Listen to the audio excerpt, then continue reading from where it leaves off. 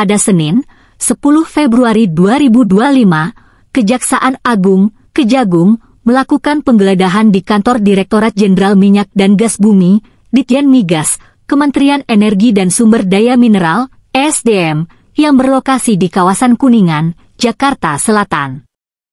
Penggeledahan ini terkait dengan dugaan tindak pidana korupsi dalam tata kelola minyak mentah dan produk kilang pada PT Pertamina, Persero, Subholding, dan kontraktor-kontrak kerjasama, KKKS, selama periode 2018 hingga 2023. News.detik.com. Kepala Pusat Penerangan Hukum, Kapus Penkum, Kejagung, Harli Siregar, menyatakan bahwa penggeledahan dilakukan di 3 ruangan, yaitu Ruang Direktur Pembinaan Usaha Hulu, Ruang Direktur Pembinaan Usaha Hilir, Ruang Sekretariat Direktorat Jenderal Migas. Dari penggeledahan tersebut, penyidik menyita 5 dus berisi dokumen, 15 unit telepon genggam, 1 unit laptop, dan 4 dokumen digital, soft file. News.detik.com. Harli menambahkan bahwa hingga saat ini, Kejagung telah memeriksa 70 orang saksi, termasuk 1 ahli keuangan negara, untuk mengumpulkan bukti-bukti yang diperlukan. Namun, penyidikan masih berada pada tahap umum, sehingga belum ada penetapan tersangka dalam kasus ini. BloombergTechNews.com. Menanggapi penggeledahan ini, Pelaksana Tugas, PLT, Kepala Biro Komunikasi, Layanan Informasi Publik, dan Kerjasama Kementerian ESDM, Trisnawan Anditya, menyatakan bahwa pihaknya menghormati proses penegakan hukum yang dilakukan oleh Kejagung dan siap bekerja sama dengan mengedepankan asas praduga tak bersalah. Kompas TV. Penggeledahan ini merupakan bagian dari upaya Kejagung untuk mengusut dugaan korupsi dalam tata kelola minyak mentah dan produk kilang yang melibatkan PT Pertamina dan KKKS pada periode 2018 hingga 2023.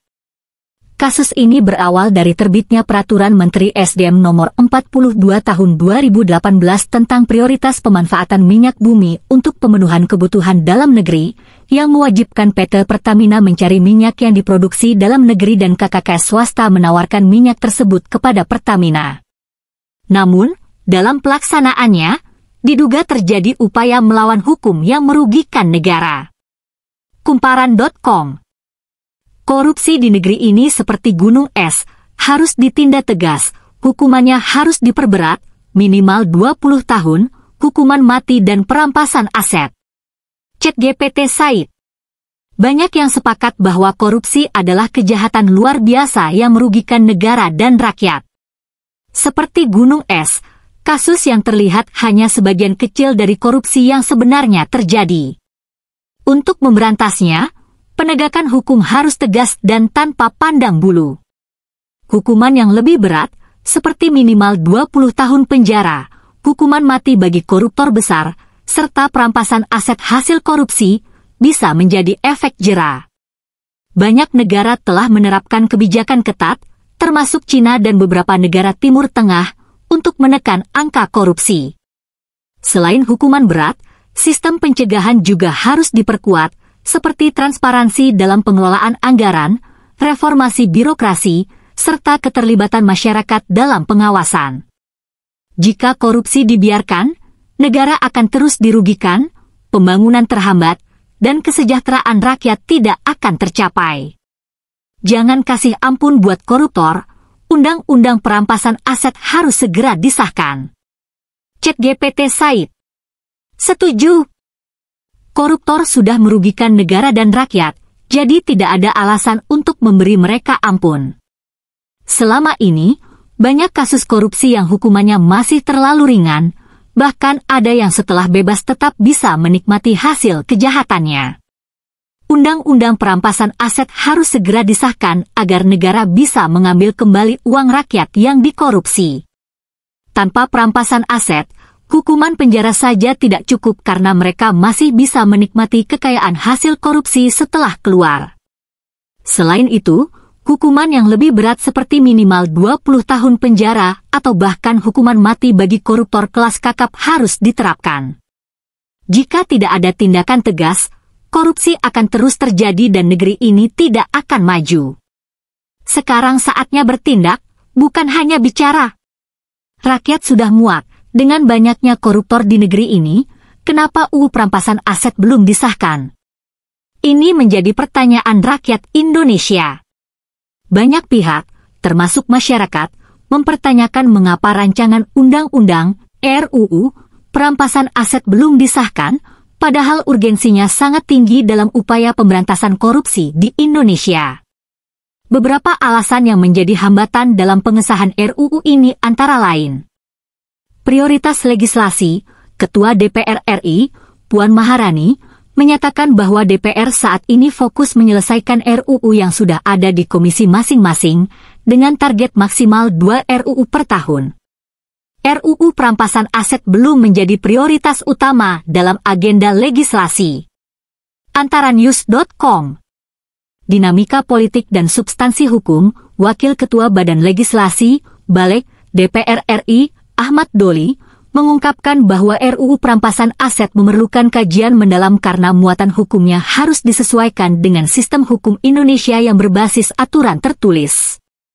Selain itu, dinamika politik di DPR turut mempengaruhi lambatnya proses pengesahan. cnnindonesia.com. Kekhawatiran penyalahgunaan. Beberapa fraksi di DPR khawatir bahwa tanpa pengaturan yang jelas, RUU ini berpotensi disalahgunakan dan dapat menimbulkan ketidakadilan. Oleh karena itu, diperlukan pembahasan yang komprehensif untuk memastikan setiap aspek RUU ini tidak bertentangan dengan prinsip keadilan dan hak asasi manusia. Nasional Kompas.com. Meskipun demikian, desakan dari berbagai pihak terus menguat agar RUU perampasan aset segera disahkan.